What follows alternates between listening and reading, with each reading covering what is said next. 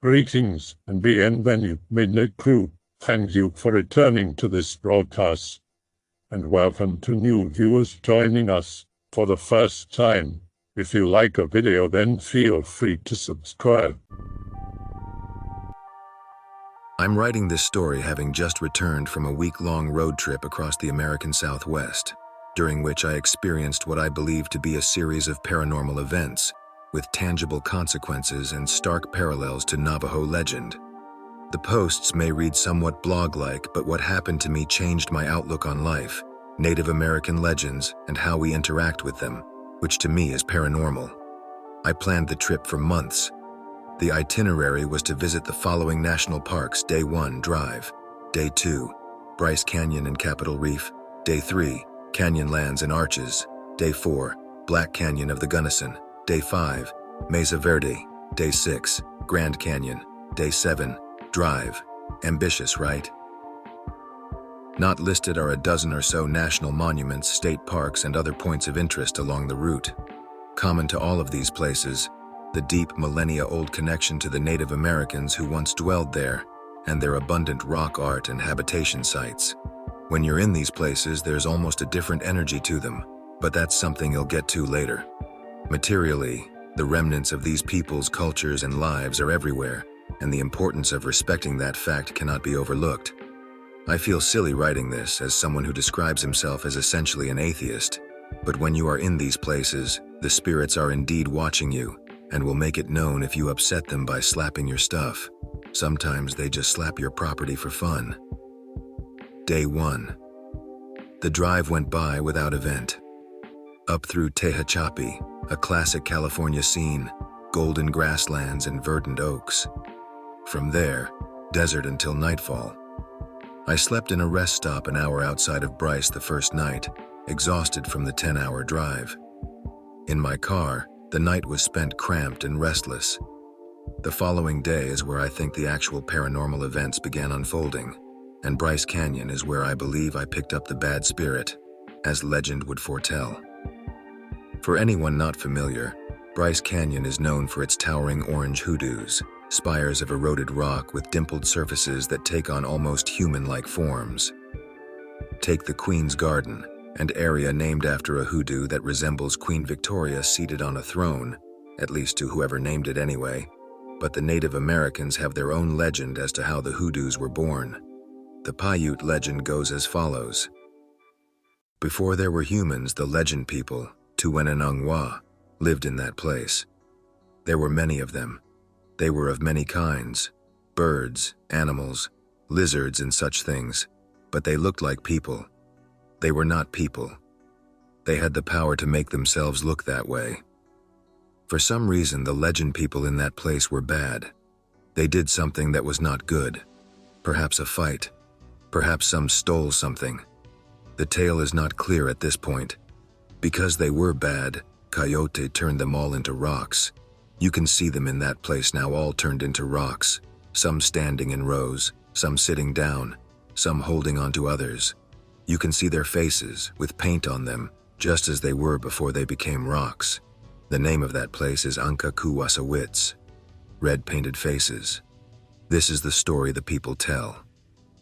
As far as hikes go, the Queen's Garden and Navajo Loop is top-notch. Easy. Early in the morning it was largely empty, and the rising sun made the entire place glow radiant orange. And yet, in the darkest reaches of the canyon, you almost got the sense that something was watching, especially in the Wall Street area, for whatever reason. When I hiked that portion, I had a fear like a wild animal was going to attack me, and yet there are no real predators to be afraid of. I felt an urge to leave, abandon the trip. I finished the loop, visited the various observation points, PIC-related, and then departed for Capitol Reef as throngs of people began to flood into the canyon, and the line at the entrance gate grew ever longer. The plan was to drive from Bryce Canyon to Capitol Reef via scenic Byway 12. The 12 is easily one of the finest roads in the entire country, traversing the Grand Staircase Escalante National Monument and the Dixie National Forest, with incredible views of the eroded, colorful rock formations Utah is known for, as well as its less often acknowledged large mountains and dense forests. What an incredible drive.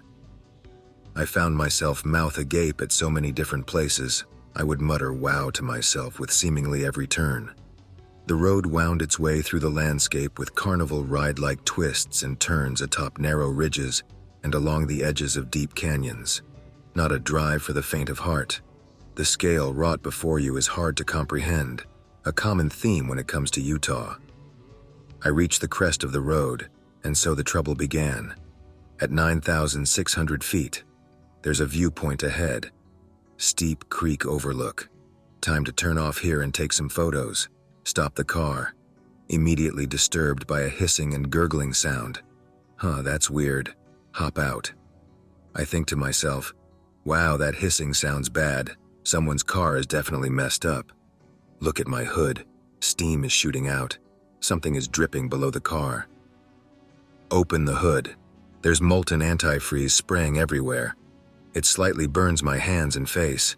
The entire engine compartment around the radiator is covered in white dots. The coolant tank isn't just bubbling, but violently shaking. No town for 50 miles. No real mechanic for 100+ miles. Get back in the car. Do some breathing exercises. It's okay just to stay calm. Roll down the mountain in neutral as much as possible. It will resolve. It's just the altitude or something. I'm pretty sure that's normal. I don't know a lot about cars. Start rolling down the mountain. 10 miles pass. 20, 30. Phone signal returns. Pull over and Google, why is my coolant tank bubbling? Read the words, blown head gasket. Start freaking out even more. After another 30 miles or so, I had descended the mountain and was delighted to find the issue had spontaneously resolved. Cool. Looks like I'm doing Capitol Reef today. Once again, another place of incomprehensible beauty. At Cassidy Arch, you can almost feel you are entering another realm. It's so unbelievably beautiful, but takes almost zero effort to access. To tread here so easily almost feels sinful. What was once a place that was probably the end point of a multi-day, week-long pilgrimage is now a 2-hour frolic for ignorant selfie takers. From Capitol Reef, I planned on camping in a place called Goblin Valley, but along the way, the problem manifested once again, but worse. I can hear the gurgling now as I drive. It has evolved into a gurgling and knocking sound with a subtle hiss. Scared now more than ever. The sun is going down. I'm in the middle of nowhere. I have no signal again. Make my way down a winding dirt road to where I planned on camping. Pass by a beautiful pictograph panel in Temple Wash. Its ominous red humanoid forms are illuminated by the last rays of the setting sun, like they are in a spotlight. Holy shit. A pocket of phone signal. For whatever reason, it's at PIC related and only PIC related. Have LTE and 2 bars. 25 feet in either direction. Nada. I called my family. Tell them I may need help. Dad is pissed. Wife is scared. Mom doesn't answer. Feel very alone. Every time I start the car, the engine bubbles and hisses. When I turn off the car, it continues hissing and the engine stays on. Why the hell is the engine still running if the car is off? Okay, the engine is melting cool. Decide to head to the nearest town of Green River. I'll see a mechanic in the morning. Stay the night in the shittiest Motel 6 I've ever been in. Cry like a little wuss. It was at this point I had a revelation, as if I were instructed by someone to reach out. I focus on the local spirits, try to channel them for lack of better words, ask them why, ask them for help. Previous photo is of Cassidy Arch, not where I had signal, my bad. PIC related is the actual spot with signal. Before I go further, I'm not insane, I'm a normal person, but having browse/x/ so long I'm open. I'm a skeptic, but I'm open, and man, I was desperate. Easily the most desperate I've ever been in my life. I was indeed begging for mercy from the spirits. That's what I was reduced to, but I do believe this is what saved my ass, as insane as it sounds. I beg the spirits to reconsider. I apologize for any trespasses I may have levied against them. I told them it wasn't fair what they were doing, that if I was to be punished, I should at least know what it was for. Did I go somewhere I wasn't supposed to? Did I break something? Please, please, please reconsider. I fell asleep that night doing breathing exercises, trying to stay calm. It worked surprisingly well. I awoke the next morning 2 minutes before my alarm was scheduled to go off and called the mechanics in Moab. Lol, nope, we don't do head gaskets, try Grand Junction. So I called the mechanics in Grand Junction. A head gasket? He exclaimed. That's a lot of fucking work. An exact quote. If you can get it here, it's going to cost thousands. Thanks. Looks like I'm on my own for at least some ways. Walk outside. The car is now cool. I opened the radiator cap. Is there enough liquid? Hell if I know. The reserve tank is 100% empty. Maybe. It's the radiator cap. Pour water in the radiator. Pour water in the reserve tank. The reserve tank just empties onto the ground. Okay, great. Have a bright idea. If there's air trapped in there, maybe I can run the car without the cap for a bit and it will force it out or something. At this point, I'm desperate for the problem to be anything but the head gasket. I run the car with the cap open. It knocks and squeals. Turn it off. Put in more water. Replace the cap. Well, I have to drive either way. Decide to rock it till the wheels fall off. Drive into Moab from Green River. Stop every 10 miles to see if the problem has persisted. It stopped. Holy shit, it's gone. Totally silent. Onward. Finally outside Moab. Longingly past the entrances to canyonlands and arches. Stop at a breakfast spot. Screw it, might as well eat. Eat a delicious Eggs Benedict. Head out to the car.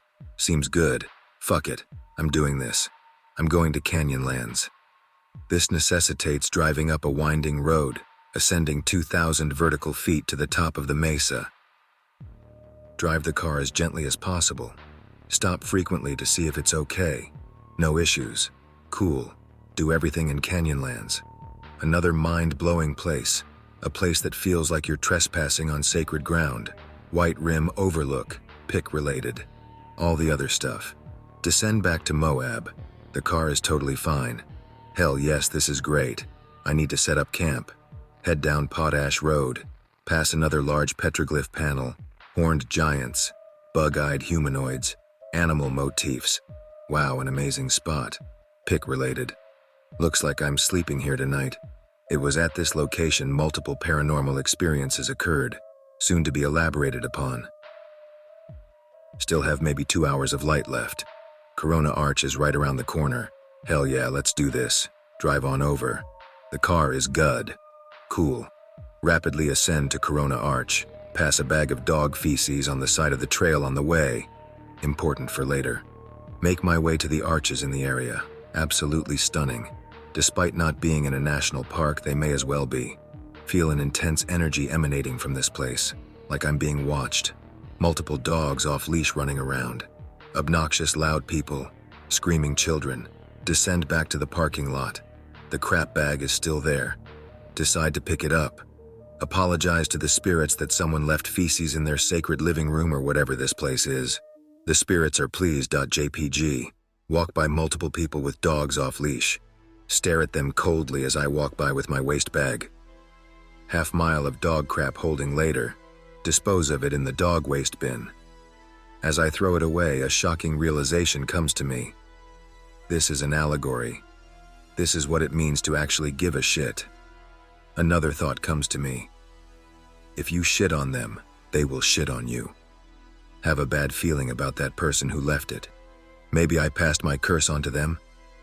Start the car. No sound. We are a go. 15 minutes later.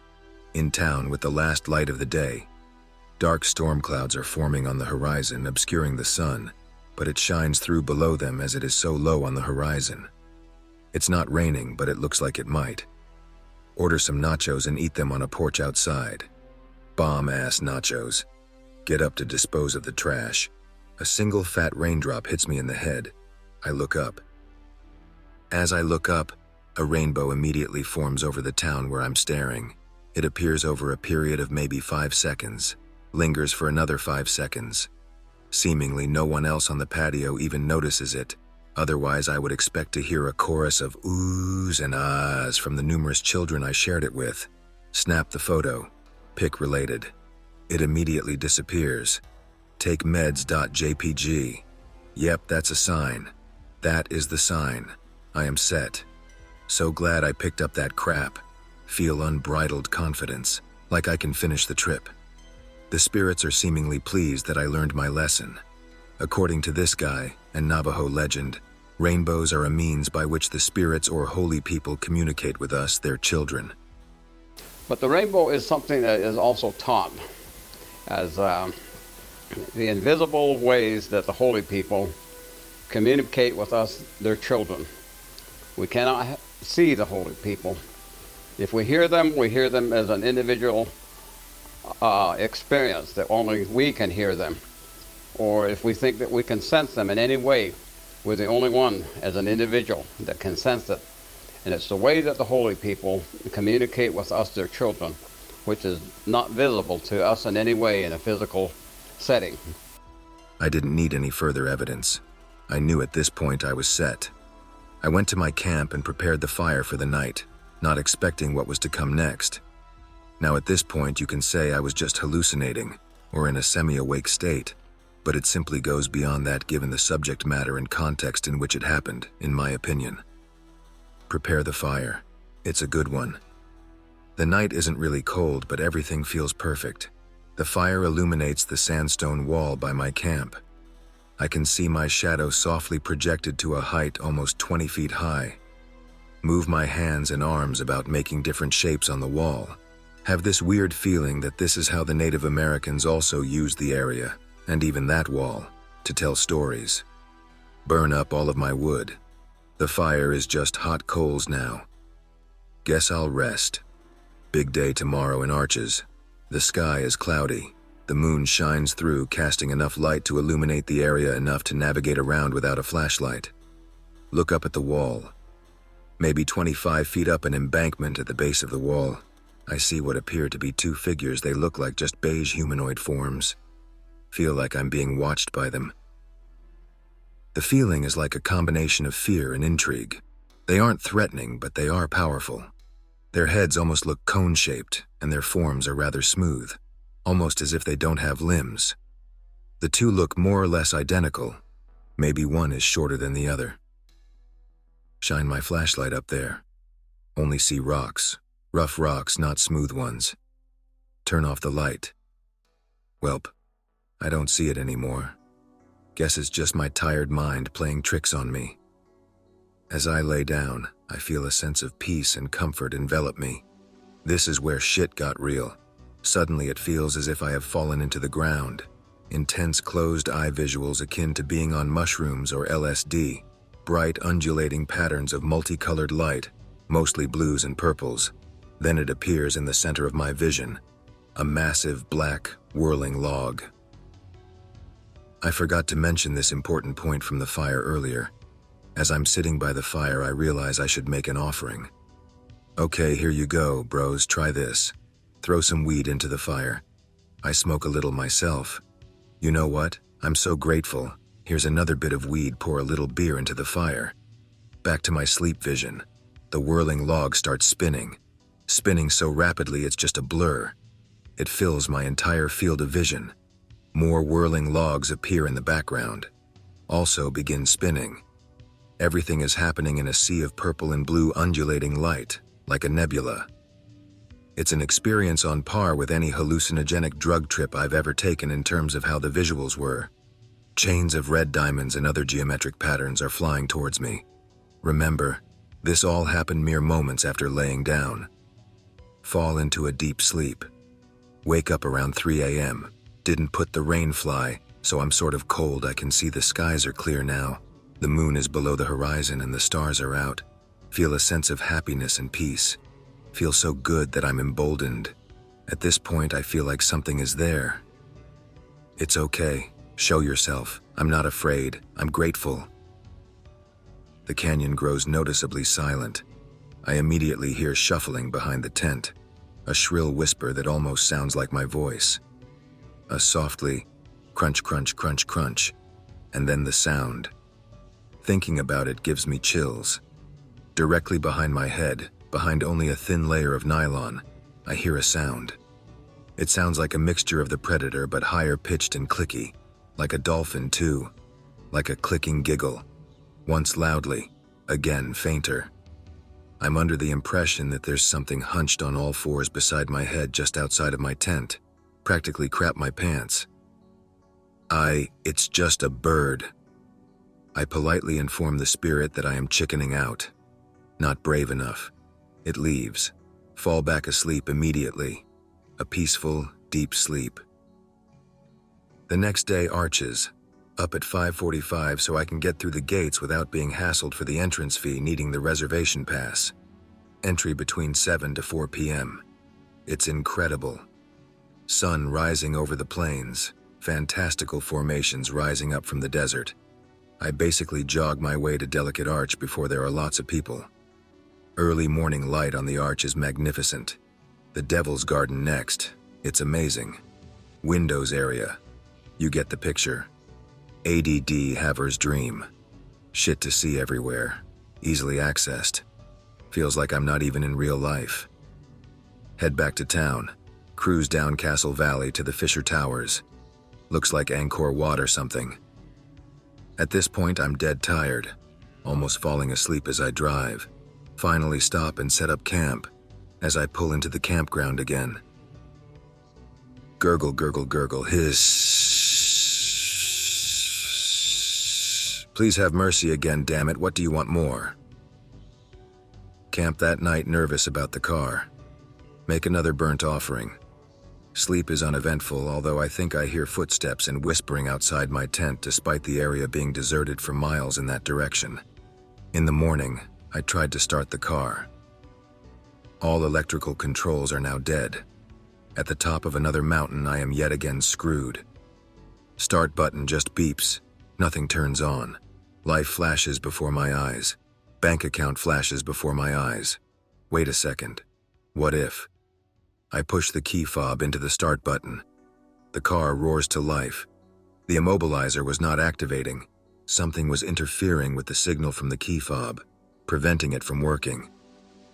Long story short, drive home the next 500 or so miles without issue.